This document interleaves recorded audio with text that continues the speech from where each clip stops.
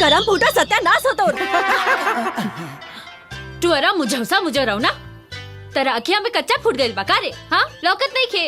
हमारा तो लौकता, हमारा गुलिया के थोड़ी लौकता ना तो कगरी कट के निकल ना जाई।